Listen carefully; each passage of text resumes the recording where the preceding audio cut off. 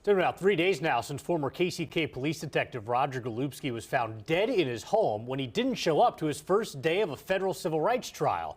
Since then, we've asked many people and entities questions about what happened. That's including how a gun got into Golubski's home and who was responsible for monitoring conditions of his release and what happens next. Fox 4's Hannah King joins us from the Wyandotte County Courthouse tonight. So Hannah, what can you tell us so far? Well, as we know, jury selection was slated to start on Monday in this federal trial against former Kansas City, Kansas police officer Roger Golubski. He was facing several counts of violating the civil rights of two women, and in this 25-page government trial brief, one of those listed as OW. We talked to her today, and she says this time next week, she would have been in court testifying. Why he killed himself? He couldn't handle the truth. The truth scared him. I don't think he could have handled looking at us in court. OW, initials that tell more than just a victim's name and story. I was ready for the courts to find him guilty and stand for the woman, that Golubski did this to.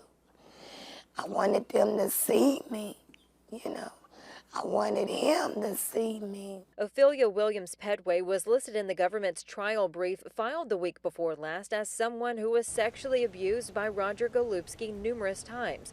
Golubski was with the Kansas City, Kansas Police Department for over 3 decades. He retired in 2010, and in recent years, dozens of accusations against him have come out, claims of him assaulting and targeting poor black women and girls and terrorizing those who went against him.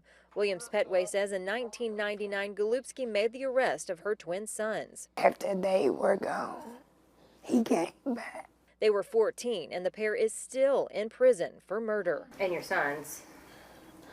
They never did come back. While they've missed over 20 years of Christmas holidays at home, photos of the twins sit next to their mom's decorated tree. Tuesday, we asked to meet with Wyandotte County DA Mark Dupree. Review every file that has Golubski's name on it. DA Dupree was adamant in the fall of 2022 about reviewing Golubski's cases to see if the convictions that were there had the evidence beyond that of his taint to still stand solid today. Even asking nearly $2 million to fund digitizing files. Tuesday night, a representative from his office told Fox 4 the office has no further comment on the recent developments in this situation. Williams-Pedway is hoping her son's case is one reviewed too.